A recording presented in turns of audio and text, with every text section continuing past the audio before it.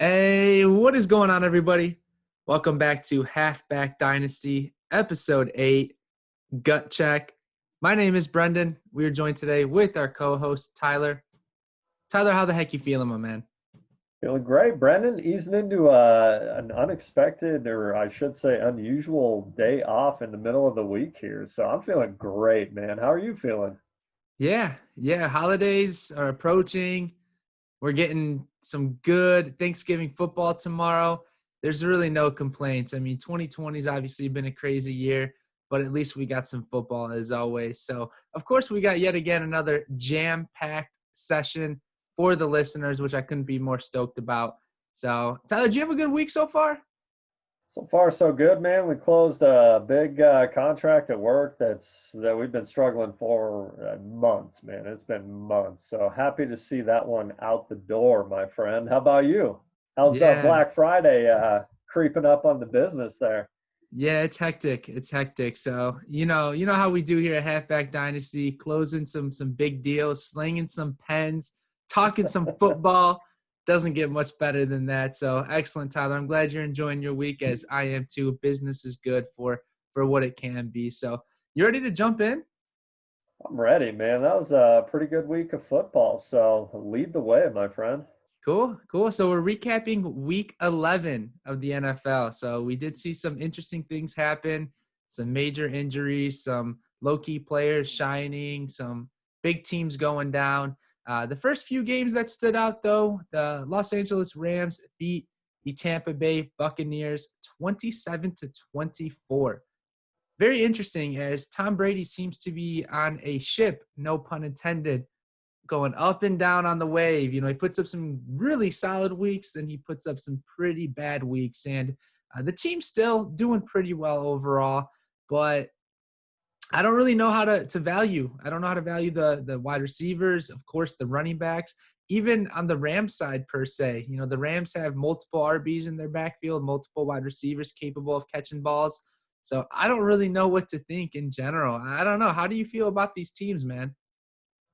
Some pretty interesting assets, I think, on both of these teams. I mean, Cooper Cup and Robert Woods always seem to be underrated, in my opinion, especially in the dynasty community. I think Cooper Cup has better value than Robert Woods, but as we're easing into playoff time, which we keep hammering on, Robert Woods can probably be had for a little bit cheaper than a guy that produces at his level, especially if he's on a rebuilding team. Cooper Cup, I think, like I said, has a little bit more stigma behind him that he can be a top 10 guy. So I think he's a little bit more expensive. But even looking long term, I mean, I've been kind of bullish on Josh Reynolds, but I think he's a very talented player stuck on a pretty deep depth chart. So another guy that can probably be had for dirt cheap. And who knows what happens? Guys move all the time in football. So could be a nice stash, nice buy low. The other guys I kind of look at in this team is, Henderson and Akers. I mean, Cam Akers has just been a massive disappointment. Obviously, he got in the end zone through the air.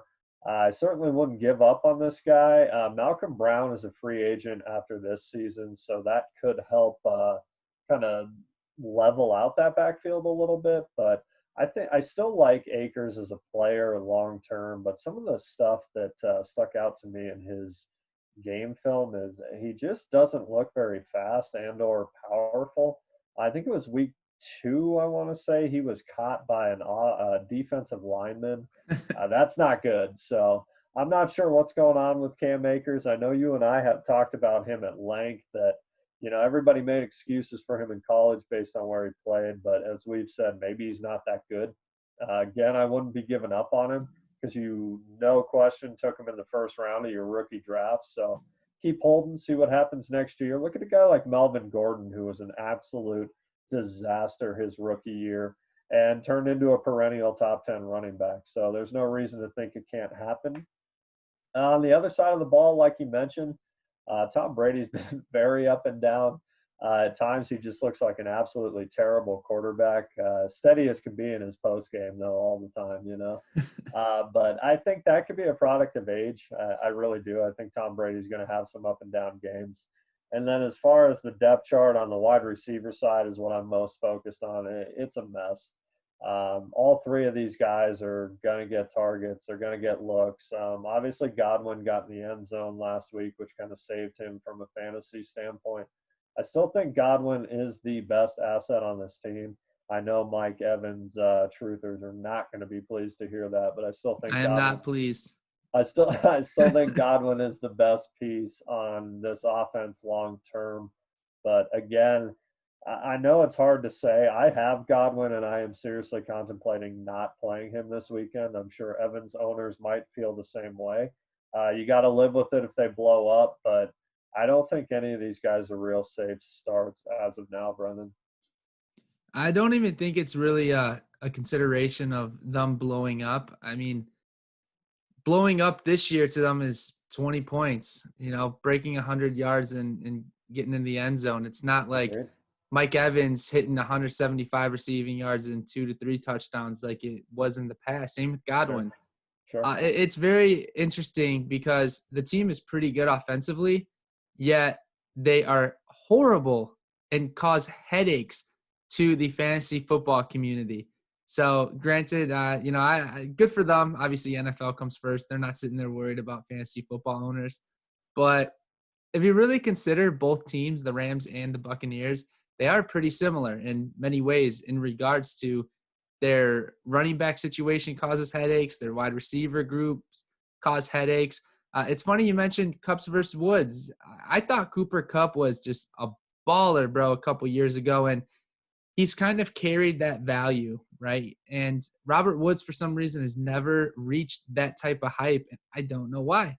And all of us will always say we don't know why, but yet nothing ever really gets dissected into making that change to give him proper value. So he's been a considerable buy low prospect the past like 2 years, and still nobody's buying low. So it's absolutely mind blowing that we know he's out there, yet nothing's happening.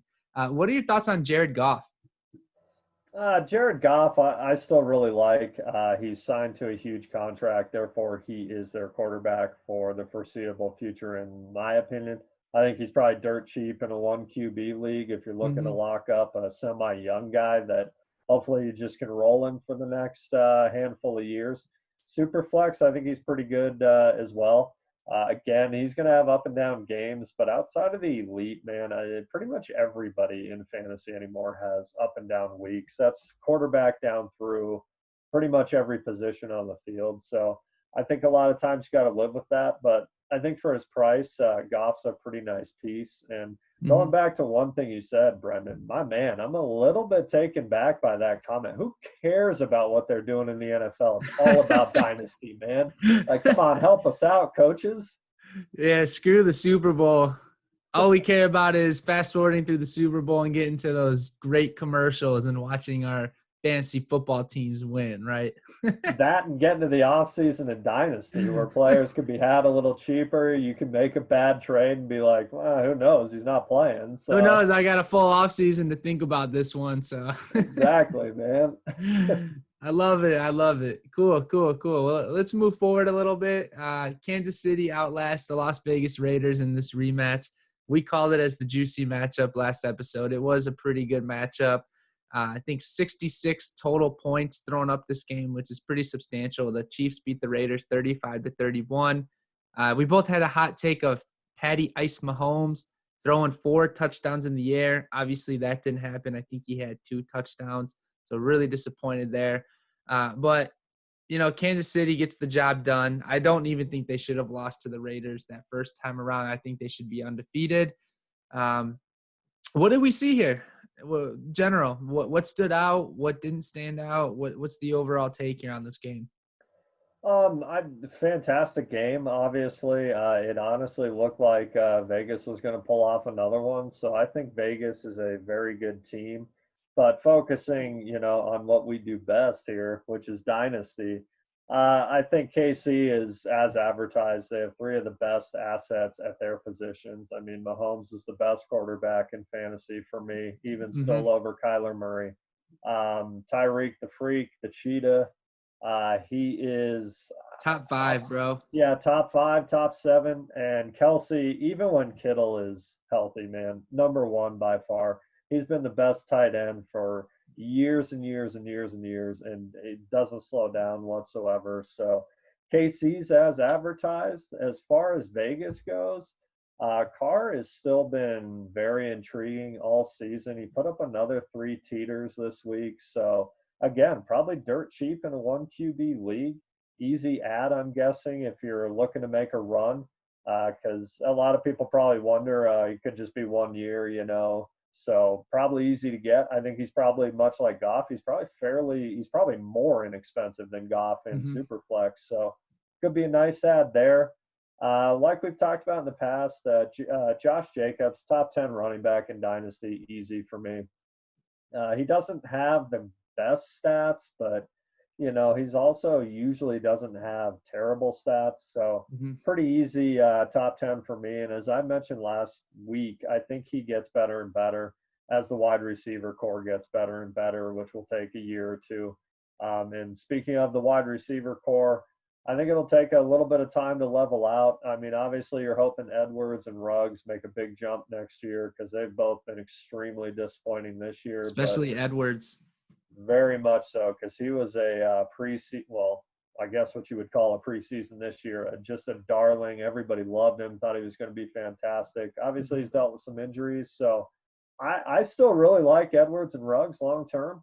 I think they're both going to be good players, but as far as this year goes, I mean, Aguilar's had some good games. Hunter Renfro has some good games. I wouldn't feel comfortable starting either one of them week to week. The only guy outside of Jacobs and Carr on this team you start week to week is Waller. Super safe floor, tons of targets, great player. So that's my take on Vegas. Yeah, come on, man. You're not on board with Nelson Aguilar right now? I mean, the guy, he's been playing okay. I mean, yeah, he's the definition of a roster clogger, but this past game, he put up 6 receptions, 88 yards, and a tutty.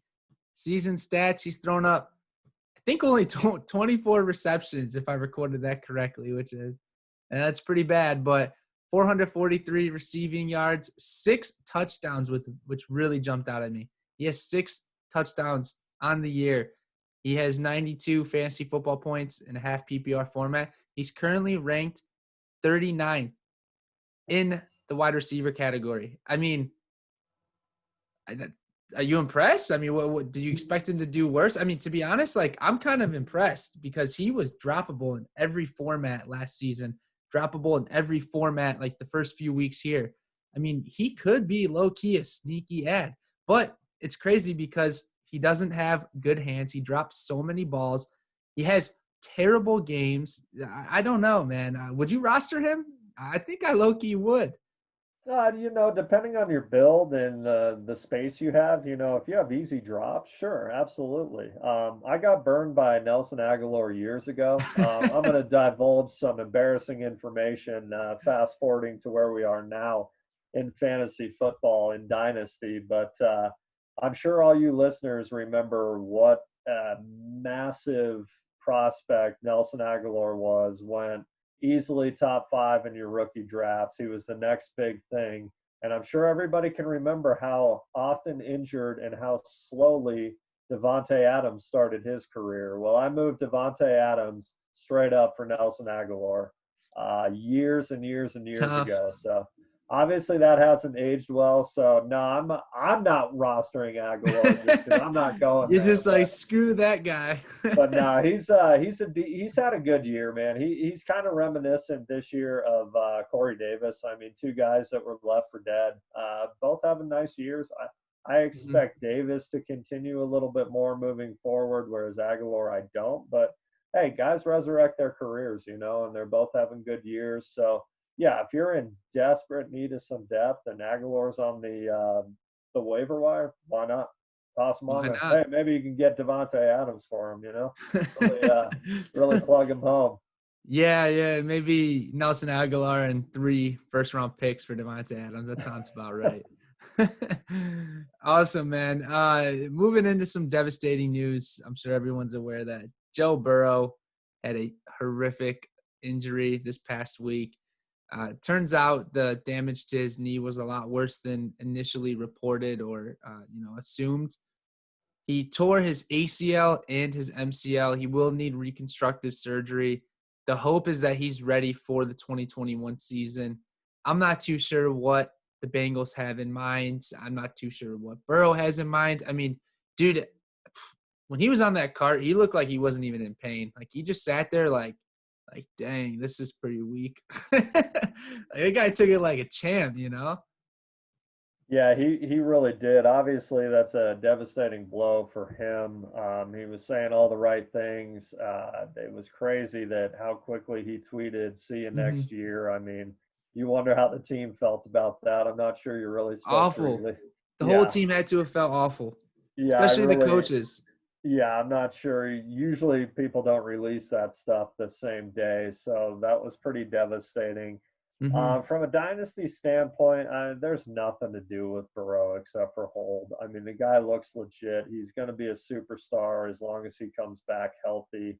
My biggest concern is if I was the Bengals and his recovery was not going 100%, I would not rush Joe Burrow back. I could see hypothetically that maybe Joe Burrow doesn't even play next year because what are you rushing him back for? You've got a good young team. You got a lot of years to compete and build around. So I read a report that maybe he doesn't play next year. Obviously, I don't know the validity to that or where that's coming from, but I certainly wouldn't rush him back. But as for the rest of the year, for the guys that are left, uh, Tyler Boyd, T. Higgins take a major hit, in my opinion. They're not going to probably put up the stat lines that they were every week. I think Tyler Boyd's probably the safer play, very slant route kind of guy. He Hmm. can fill in where he He's needs to. trustworthy on the field.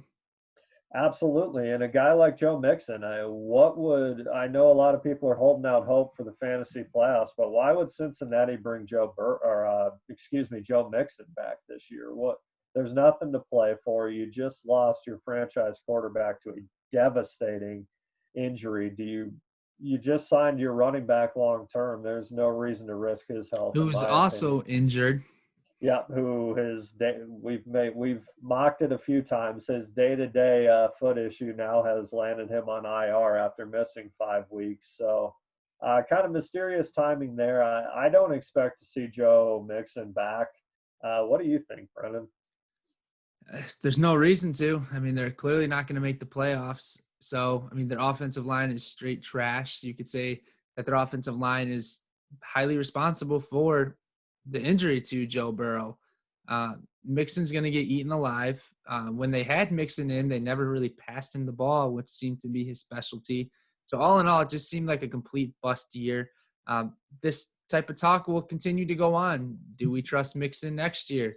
Well, we probably will. And honestly, we'll probably all be suckers to his name again next year. So I really don't know what to do with him. He is very talented. I think that if they had an offensive line, if Burrow was still there, I thought going into the season it was going to be a recipe for success. I had my thoughts that Mixon would be a top 5 running back based Me on too. talent and situation, but clearly things didn't go their way. So you have to move on to the next. Luckily, he still paid the big bucks.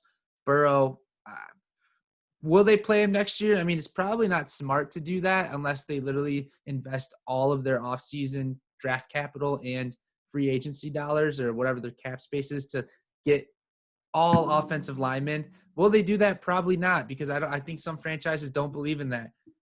Example, look at the Chicago Bears. But I don't know, man. I don't know. It's tough. It's tough. What hurts me is Giovanni Bernard is producing more than Joe Mixon, at least what it seems like from the box scores. So, Yeah, that's a very interesting observation, which leads further into is Joe Mixon, who we think he is as an asset, as he is as a running back. Is he all hype? All good questions that I'm really not sure there's answers to. mhm, There's people on both sides, of that argument in the dynasty community. Some are just getting out from under Joe Mixon, others wouldn't move him for 3 first rounders. So mhm. he's a very interesting asset from that standpoint. And one more thing on Joe Burrow, I don't know if anybody saw the image of him getting carted off when Chase Young came over. It's a very powerful image. If everybody hasn't had a chance to see it, I would highly recommend checking that out. It really shows the human side of sports. Chase Young had genuine concern on his face, you could tell. So, tough thing to watch. Really unfortunate, as you were kind of watching a superstar be born in front of us. So, tough injury. Yeah, I'd recommend probably not going back and watching the video recording of the injury itself. The Chase Young moment was really cool. Luckily, the cameras weren't really focused on Joe Burrow. They kind of they were catching the pass, if you will, or like kind of going downfield. But his knee completely went the wrong way, and it was not pleasant to watch. You knew instantly something was wrong. So prayers out to Joe Burrow, and we hope to see him bounce back next year and 2 years. Let's move into something that pissed us both off, quite frankly, that we talked about Sunday on our first Sunday morning episode. And that is the topic of the New Orleans Saints and Taysom Hill. So we both originally stated and thought that Taysom Hill would just get the start and then the Saints would ease Jameis Winston in to the lineup. Clearly that did not happen. Taysom Hill played, I think, the entire game, had like 2 rushing touchdowns or whatever it was. I think the Saints won. So a few things here. One, it was good to see at least Michael Thomas get some action. 2, it sucked to see that Alvin Kamara was not really used per se in the way that we hoped, because he's just a stud. And 3, it's pretty clear that they are going to roll out Taysom Hill next week. I don't see why they would switch up when they felt it was successful, even though the Taysom Hill experiment has been just whack the past couple of years. But I know you feel very heavily towards this topic because you're a big Alvin Kamara fan. So what are we looking at? Is there any optimism on the Saints offense here? I'm really interested to see what they do this week. Maybe there was game script there. Maybe there was the surprise of what Taysom Hill was going to do. He did throw the ball well at times. So Mm-hmm. I don't know, as a coaching staff, do you force the ball to Kamara, or are you only concerned with wins? They did win the game. Obviously, I'm going to start Alvin Kamara, like I'm sure most people are, but I was extremely frustrated watching that game this weekend with Mm-hmm. the red zone use, the lack of use. The guy had 0 catches for the first time in his career. That to me is either just an anomaly or a sign of things to come. I mean, you're Especially from a talking pass catching running back, man. That's literally what exactly. he does. I mean, come You're on. you're you're talking to a kid from Denver here, so I've watched this with. I'm not going to compare them apples to apples, but I watched this with Tim Tebow. It destroyed every asset on the Denver Broncos because, sure, he completed passes here and there, but at the same time, he was there to do one thing. Kind of like I think Taysom Hill is there to do one thing. He is going to look to run before he looks to pass, in my opinion, but. I think a lot of that was the element of surprise because I think even the team they were playing probably expected to see Winston at some Mm-hmm. point. So again, I'm interested to see what happens this week. A lot of times you see an experiment in the NFL work for a week. I do not think Taysom Hill will continue to have success through the air, but it could be way wrong. Maybe he holds down the fort and plays really well, and I could just be a bitter Alvin Kamara owner right now, You kind sure of are, down on but running backs in understandably general. so. Yeah, so kind of down on running backs in general, man. So, what do you think moving forward we're going to see? uh, well, it's tough because I think the Saints play the Broncos this week, actually. So I don't particularly think it's a super tough matchup. So I don't really think there's going to be much changing per se. Um, I don't think Taysom Hill is that good, to be honest with you. I really do not think he's that good on the football field. I think it's, closest comparison. I mean, not really player for player, but look at my Chicago Bears. So, clearly I watch the Bears more than any other team. look at the Bears 2 years ago when they made that run. They had a great record. They lost because of a double doink. That was Matt Nagy's first year, and Mitchell Trubisky was playing pretty decent, right? Uh, it seemed defenses weren't really familiar with that type of offense, and the unfamiliarity, that's even a word, we'll use it in this case, really worked to their advantage, just like Taysom Hill. It's working to his advantage. Although it was pretty evident if Taysom Hill gets the ball, he's going to freaking run the ball. I mean, come on. Like, what the heck? But it's working. And that's bottom line. Doesn't matter. Doesn't matter what we think as fantasy owners. What matters is that it's working for the NFL team, and they're going to use him again. I cannot see them putting Jameis Winston in unless they're losing by like 3 touchdowns in the fourth quarter. Some good or bad news for fantasy owners. A lot of platforms came out saying they are going to take away Taysom Hill's tight end designation. So I deeply apologize for those of you who took a fat L in leagues where people started Taysom Hill and threw up like 20 points. So that's tough, man. I personally was not a victim to that in any league. Were you a victim? I was not. And I mean, to be Good. fair to Taysom Hill, I thought he played a fantastic game. He threw some Hmm. very, very nice passes. He made Michael Thomas again. It was Hmm. nice to see. Again, I think if you don't own Kamara, you probably are not concerned with Taysom Hill starting whatsoever. But being this close to the playoffs, I'm not convinced Drew Brees, much like we talked about with Joe Mixon, I'm not convinced Drew Brees is back in 3 weeks with his injury.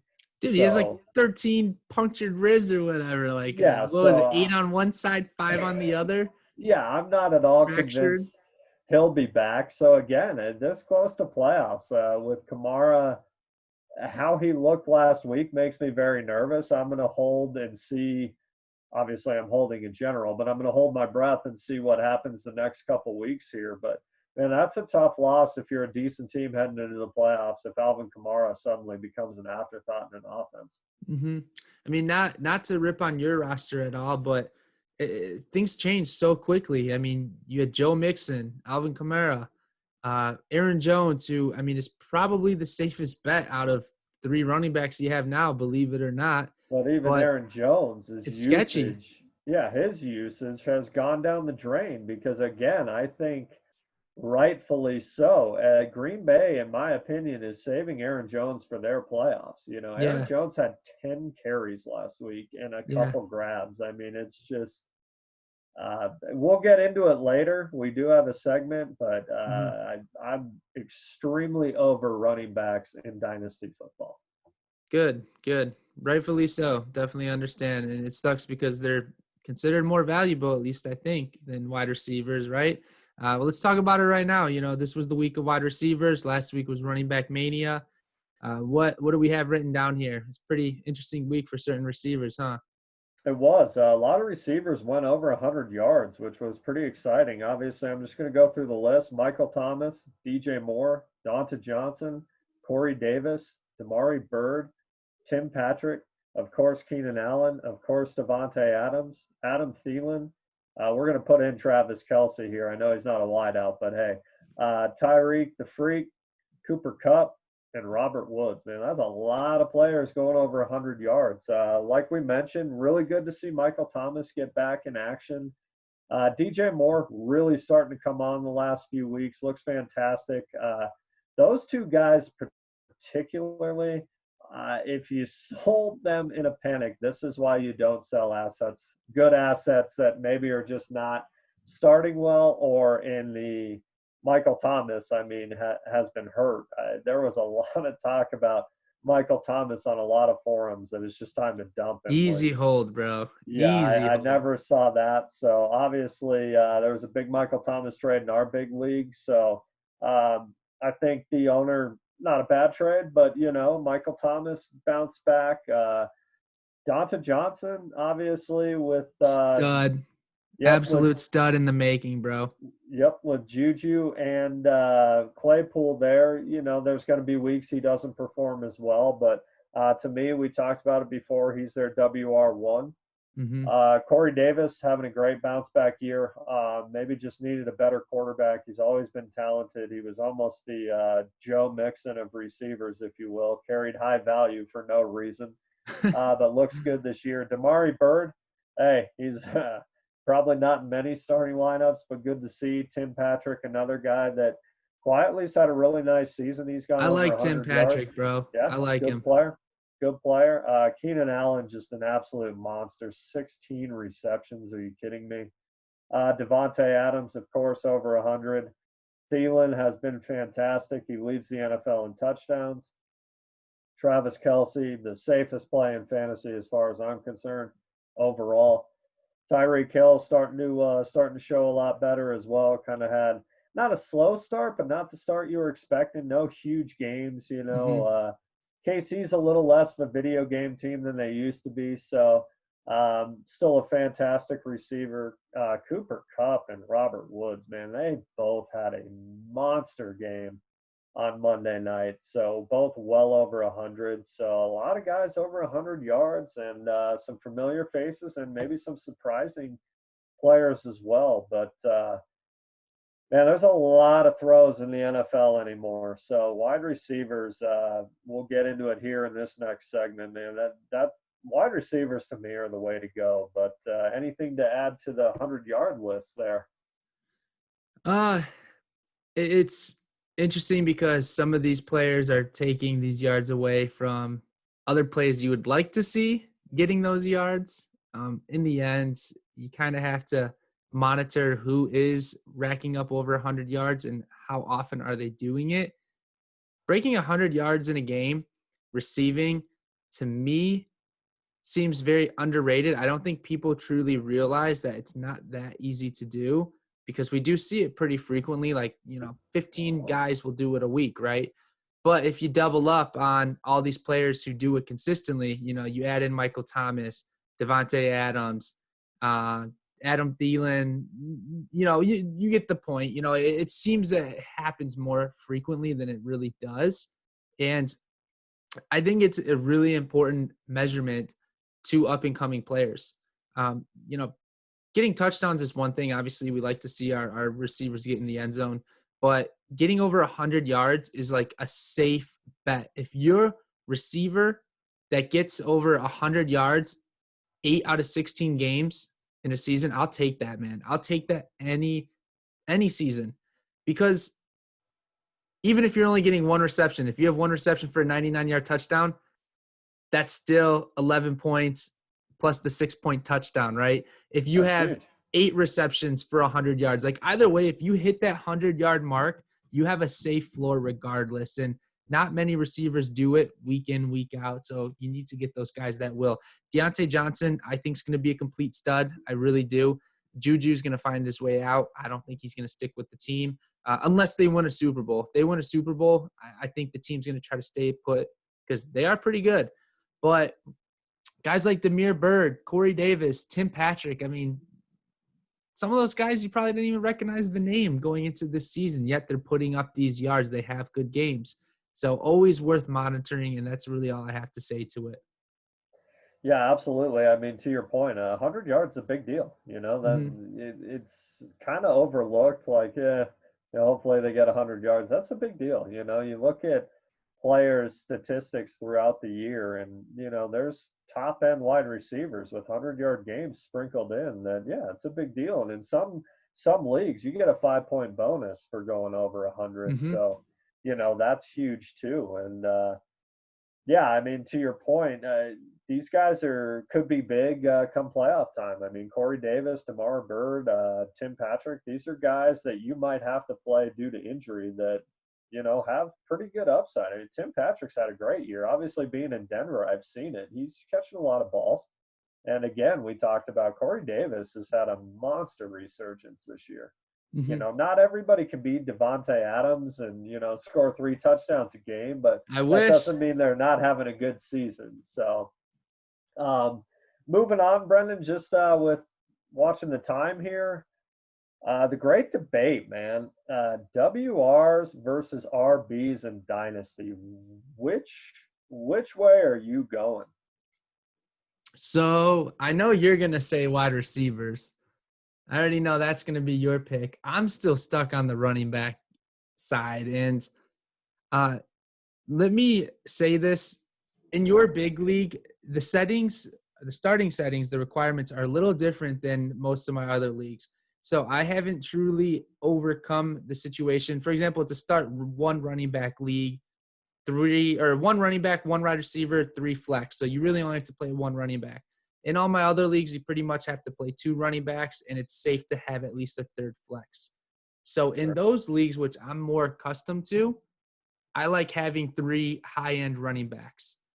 Now, clearly, this year has been a complete bust in terms of running backs. Saquon, McCaffrey, Joe Mixon, um, now Alvin Kamara. A lot of these players are really not surefire things. Whereas the receivers, especially the young and upcoming receivers, Deontay Johnson, DJ Moore's coming along nicely, Calvin Ridley when he's healthy, DK Metcalf, Justin Jefferson, those guys seem less injury prone, seem like they'll have a longer lasting NFL career. So those seem like the money picks, right? But for me, I haven't fully been able to justify jumping to the wide receiver group. I still think high-end running backs win championships in fantasy football, but they have to be a surefire thing. I think Dalvin Cook, if he stays healthy, will be on he will be the player that is owned on the most championship teams, if that makes sense. I think like last year it was Christian McCaffrey, obviously. I Absolutely. think that's Dalvin Cook this year, and I would need like two DK Metcalfs for Dalvin Cook. You know what I mean? Like he is irreplaceable. So I don't know. Running backs for me, longevity wise, wide receivers, which there's no argument there, but that's my take on that. How about yourself? Yeah, I like that. It's just very interesting. As you well know, I would lean WR just because there's so many passing yards in every game. True. There seems to be so many running backs on every team. I don't disagree that the stud running backs that are very few and far between are still extremely important. Hmm. Obviously, like I said, in the big league, it does help that you only have to start one running back. And it's interesting, Brendan. I've told you before, man. I used to be stacked at running back. At one point I had Kamara, Joe Mixon, Delvin Cook, Nick Chubb. I had Fournette when he was playing well. I mean, my team was Bro, stacked that I couldn't even start all my running backs, and it's I crazy. ran RB heavy. Never won the league with an RB heavy roster, surprisingly. As Wow. you mentioned, last year Cook was hurt when it came time for the playoffs. All that stuff factors in, but I'm just so down on running backs anymore because they're just so up and down. Their contracts are ugly, like we've talked about in a previous episode. I don't think there's a right answer here. It's just very interesting. Anybody watching the video, we'd love to hear you in the comments on how you build your team. Hit us up via email, Twitter, whatever you want to do. We would love to hear your side of the debate because I think it's very interesting. I don't think there's a right or wrong answer here, and like I said, I just think it's just too few and far between with stud RBs anymore that it's just really hard Especially with to the injuries. to know which way to go here. So it's Yeah, really I'd interesting. have to imagine the audience is pretty split. So yeah, I'm I really would think eager so to too. hear some feedback. So you can find us on Twitter or Instagram at Halfback Dynasty. You can send us an email, halfbackdynasty@gmail.com. You can, of course, find us on dynastyleaguefootball.com. My name is McCaffstees. Tyler goes by Gator Sends. Such a legend on there. But yeah, one year it'll be receivers, next year it'll be running backs, but who knows, man? If I win the league, it's because Christian McCaffrey's coming back, baby. Christian Absolutely. McCaffrey's coming. And that's an interesting point, Brendan. It is such a fundamental change because I remember 10 years ago, it was running backs that Mm-hmm. you had to have LaDainian Tomlinson, Steven Jackson, one of those guys, or it just wasn't gonna happen. Priest Holmes, Larry Johnson.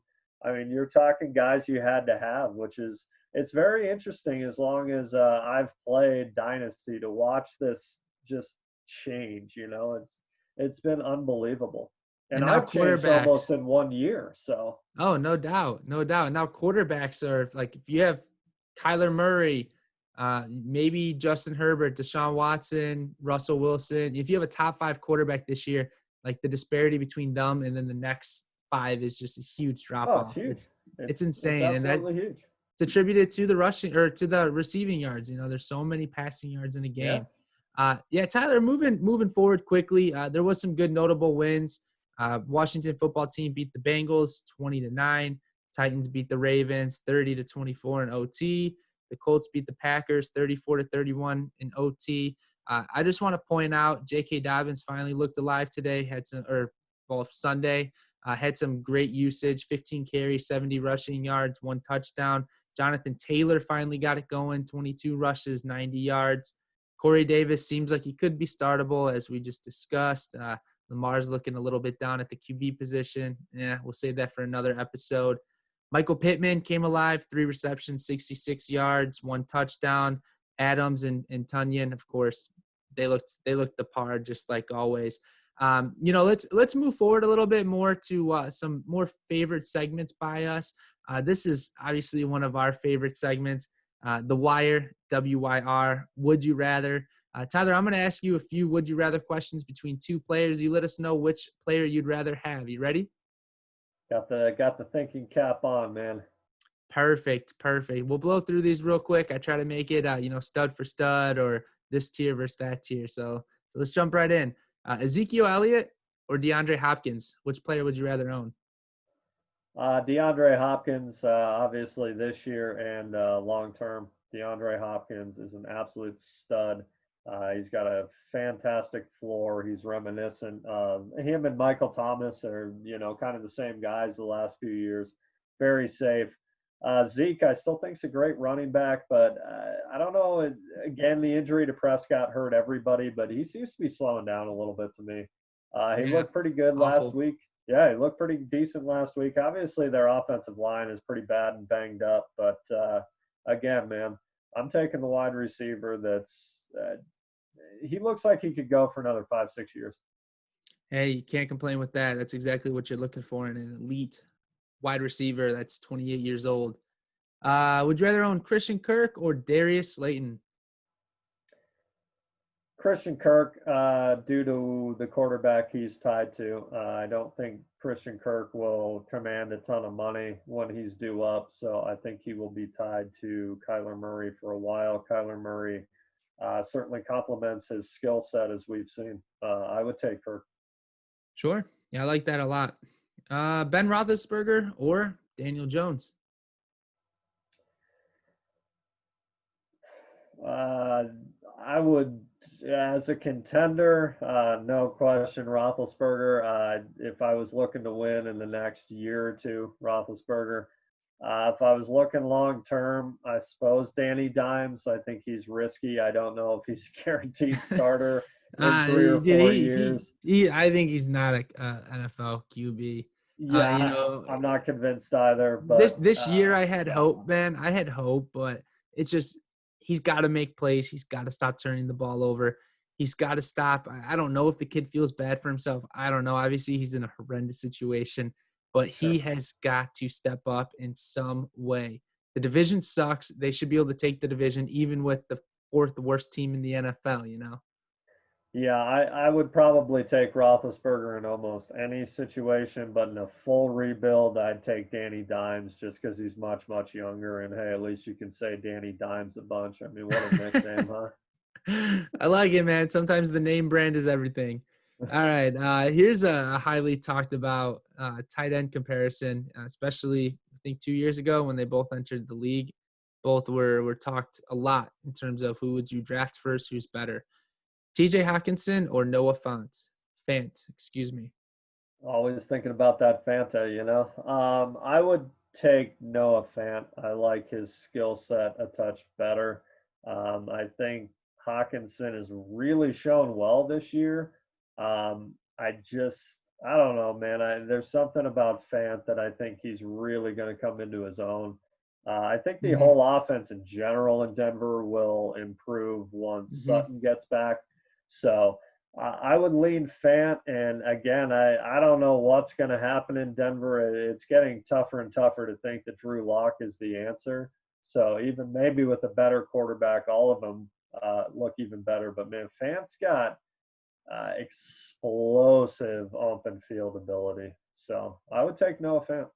Sure, sure. Definitely respect it, man. Last one on the list, Josh Jacobs or Calvin Ridley?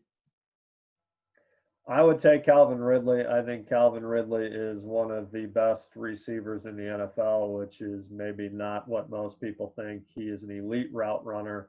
Um, he's fantastic.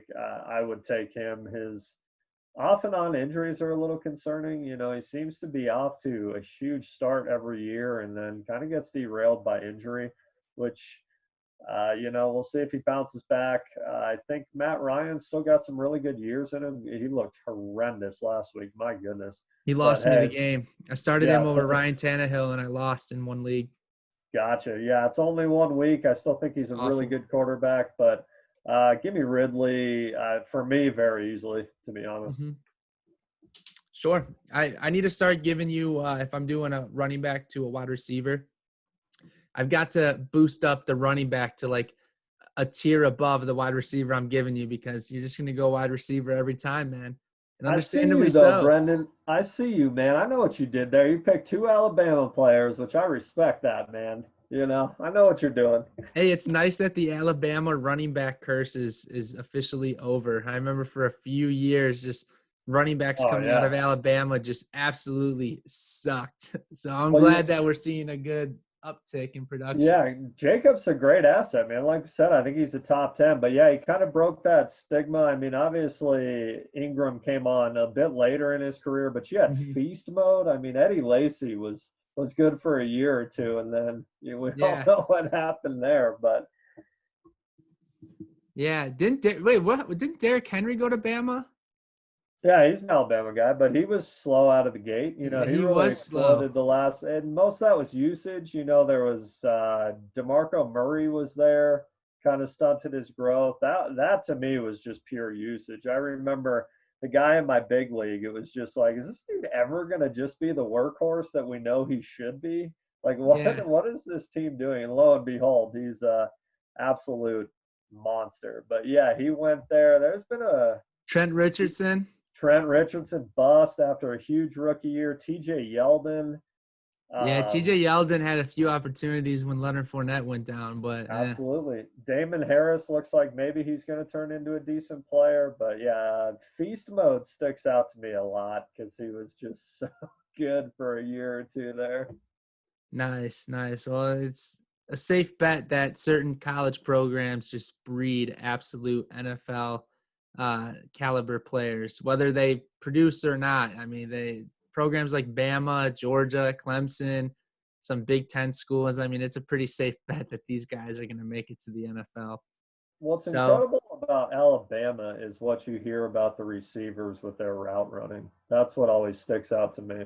mhm.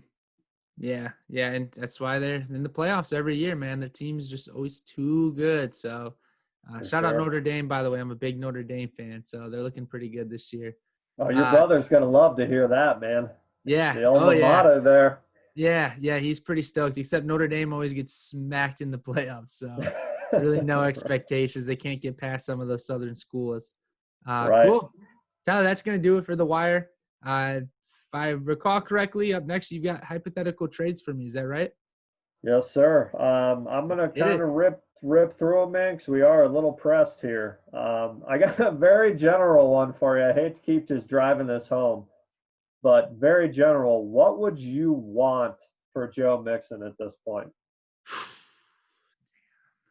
Dude, I don't know, man. Am I rebuilding? Am I Either just way, in general? So either and just way, yeah, I'm not sure. uh, I would want like a first round pick and a Damian Harris. I think that's pretty fair.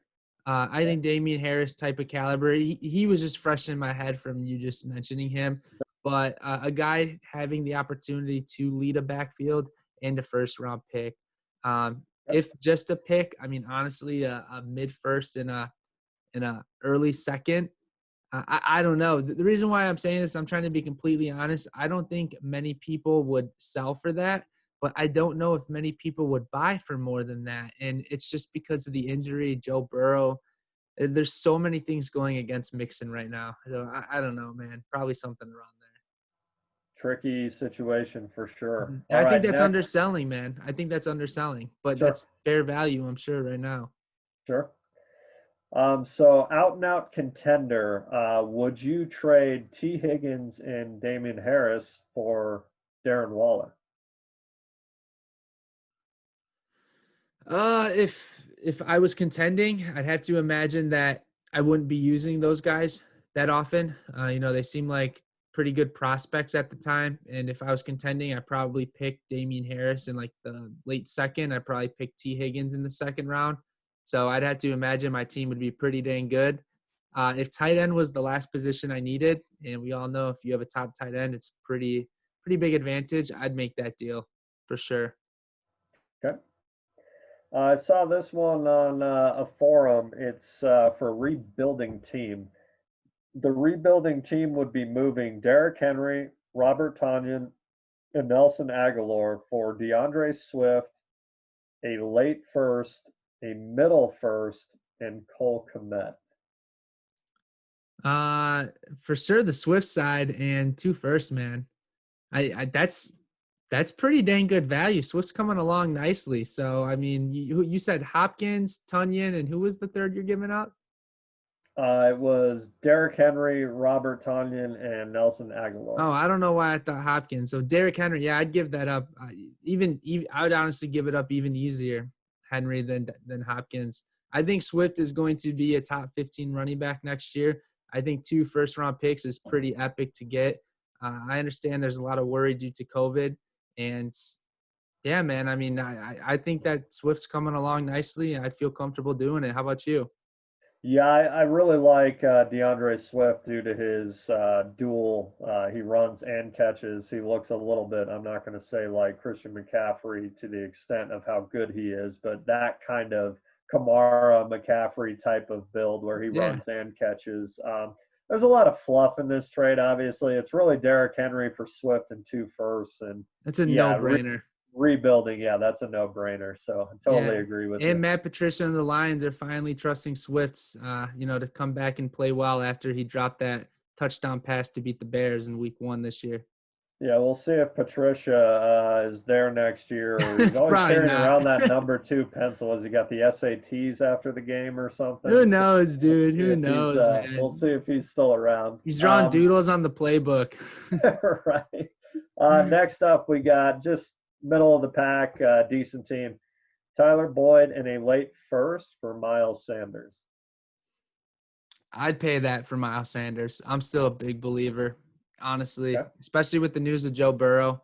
Um, really, Joe Burrow's or Tyler Boyd's now in the same exact spot as Miles Sanders. I mean, Miles Sanders is on a horrible team. Sure. Now, Tyler Boyd's pretty much on a horrible team, a bad offense. So why not take the up-and-coming running back who still probably can be elite? There's no way their offense gets worse next year. Tyler Boyd's I wouldn't probably think pretty so. capped at like a top 15 receiver. So I'd for sure pay that extra first on top of Boyd to get Miles Sanders. I think that's a great price. Excellent. I was interested because I know you like Sanders and I know you like Boyd as well. So I was Yeah. interested to hear what you had to say. This one I saw on a forum, which I thought was a very interesting trade, kind of a weird trade at the same time. It's a rebuilding team. The rebuilding team would be giving Chris Carson for David Johnson and a mid-second. Uh, really weird. Really weird if the team's rebuilding. I'd probably just hold Chris Carson. I mean, when he does play, he's way better than David Johnson. Second doesn't really do much for me. So Agreed. That's where I was leaning. I think you could get more for Chris Carson. To me, David Johnson has zero value heading into next year. agreed. That's all I got. Based on time, Brendan, I think we may have to shift the juicy matchup to Sunday morning. Let's do it. It'll be engraved fresh in our heads. So, Yeah, that's plus there's COVID news and games are getting flexed. I know the Thursday night game is flexed. So, yeah, we'll save the juicy matchup for Sunday morning. And I don't mind doing that. It gives us some time to talk about the hot takes and bold predictions. So, Tyler, we are in a neck-to-neck race right now. I mean, you're 4-11. I'm 4-11. You were the only one to get one hot take correct. What were your hot takes last week, and which one did you get correct? Our joint hot take, amazingly enough, was Patrick Mahomes would keep his streak alive and throw for 4 TDs. Did not Hmm. happen. Had a good game, but didn't happen. TJ Hawkinson will find the end zone. Another good game, but didn't happen. And the one that I took home was Antonio Gibson would continue his TD streak and go over 75 yards rushing. He did both. Hmm. So feel good about that one. Like you mentioned, man, that we're both 4-11 with 2 weeks left. I thought about going trashy and just being like, this week Devontae Adams will catch 20 yards. Well, just trying to rack up some points. But I decided to, you know, keep it real. So You're what'd a you good have last man. week? What'd you You're a have last good week? man. So yeah, so just like you, Patrick Mahomes. I know people feel disrespected Yeah, when you you call lost him that. Patty. Patrick Mahomes throwing 4 touchdowns against the Raiders didn't happen. Said Mike Davis will finish as a top 10 running back this week in a half PPR format against Detroit. He was projected 18th. He finished 11th, so I Just barely brutal, man. missed that one. Just Uh, brutal. yeah, it sucked. I was really needing that point to jump ahead, but it's all good. And then Christian Kirk will go over for 100, go over 100 receiving yards and find the end zone against the Seahawks. Did not happen. 4 receptions, 50 yards on 6 targets. So short there. We are now tied. Keep in mind the loser will cover the buy-in for the winner next year in the big league. So really competitive here. 2 weeks left, as Tyler stated. So I'm pretty excited, man. I'm pretty excited. I picked some competitive takes. So I did uh, too. I tried to go a little bit out on a branch as usual here, or a limb, whatever the phrase is. Out on a branch. I don't even think that's a phrase. Out on a limb. But it hey, sounded man, good. I already spent my buy-in next year, so I'm banking on winning. Oh, nice, nice. I spent it on my IPA I'm drinking during the show. So There you go. cool. If you don't mind, I'll take the honor since you got the point, you technically won, so I will deem myself as the loser, unfortunately. But here we go. A lot of talk around Miles Sanders. My first hot take is I think Miles Sanders will break 125 total yards against the Seattle Seahawks. I know that sounds pretty light, but he has not really broken 100 total yards this season, so I think that it's very doable for him against a terrible defense. Next up, sticking with running backs, James Robinson will bounce back this week and rush for over 100 yards against the Cleveland Browns. That's a no-brainer. I knew he was going to have a bad week last week, and he was going to bounce back this upcoming week. Last, I've got to go to my boys, Nick Chubb and Kareem Hunt, sticking with all running backs. They will combine for over 250 total yards against the Jacksonville Jaguars. Woo! Put some money on it. It's going to happen. Tyler, what do you got? Love it, man. Good job on the straight RBs. And just piggyback, James Robinson had a better game than I thought last week. So Same here. kudos to Same him. here. Yeah, shout out to him. Mm-hmm. My first take, Calvin Ridley will get back on track this week and go over 100 yards and get in the end zone. Next up, man, here it is. Danny Dimes, baby, will throw for at least one teeter and rush for another tutty. He's going to trip at the 1 yard line. Oh, Fumble in yeah. the back of the end zone. Safety. Absolutely. And I'm going for a little bit of a stretch here, but I think Jalen Rager has his first breakout game of the year and goes over 100 yards receiving. Wow. I like it. Anything's possible with the Eagles receivers as long as Carson Wentz, plays okay. So I like that, Absolutely. man. I like how you went across the board. I'm most intrigued to see how Danny plays, bro. I mean, I think he's capable of having big weeks. I just don't think he's confident enough yet. So we'll see what the heck happens. But great show tonight, Tyler. Really good stuff here. Do you have anything you want to say to the people listening before we sign off? First and foremost, man, I hope you and the fam have a fantastic holiday. To everybody listening, I hope everyone can enjoy a safe holiday and get to see all the ones they love, whether that be Zoom, FaceTime, whatever it is. I hope everybody gets to see those that they love. Enjoy the company, enjoy the food, focus on the good things this year that we have to be thankful for in a tough year. Remember the positives. And sorry, I kind of lost my train of thought there, Brendan. We've been talking about it for weeks that the fantasy regular season is almost over, and as the title says, it's truly gut check time. You know, are you making a run? Are you rebuilding? Time to move players. Time to move Joe Mixon, whatever it is. You know, just gut check time. Sorry, I lost my train of thought there, but everybody enjoy themselves, be safe, and remember to be thankful for the good things this year. Really good stuff here, Tyler. I think it's really important we do look at all the positives. The world's in a tough place, as I'm sure all of you are. And I know we are, but let's just keep moving, keep looking ahead, keep helping our neighbors out, keep playing fantasy football. You know, the grass is greener on the other side. So we really appreciate your time. We hope you all have a happy holidays. Enjoy your time with your loved ones and stay smooth, keep smiling, stay safe, and just remember you're in this for life.